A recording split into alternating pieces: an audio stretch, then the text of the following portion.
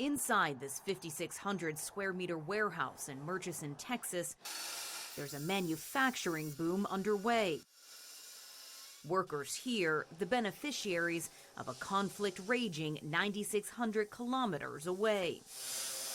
These men aren't building weapons, but emergency bunkers that will eventually be buried deep underground, a secure shelter from almost anything that transpires up above. This is how we finish it out here in the factory before we take it out in the field and deliver it.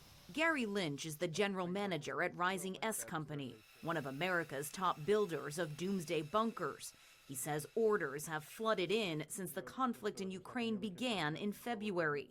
In a period when he would have sold about 6 shelters, Take a look under here. he says he sold 35.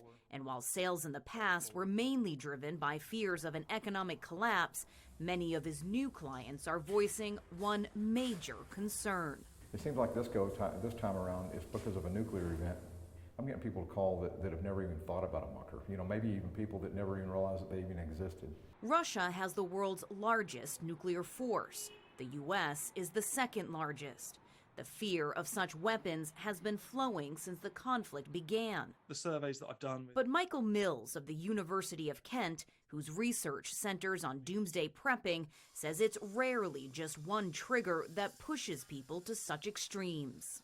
Most people who undertake prepping can really name 8 to 10 scenarios, perhaps upwards, of things that they might be concerned about, which actually makes it quite harder to judge whether it is justified or not.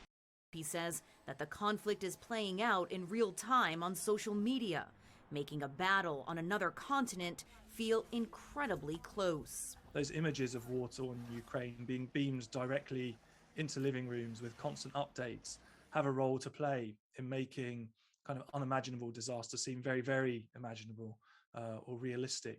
Back in Texas, the work continues.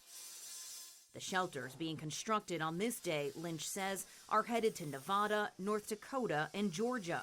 But some are also destined for overseas. And while no bunker could survive a direct hit from a nuclear bomb, he says they can provide protection from the fallout. You're going to have things like dust, pollen, bugs, everything else, like that in the air is going to be radioactive. So that's what you need protection from. The shelters will have an NBC air filtration system that'll filter out those particles.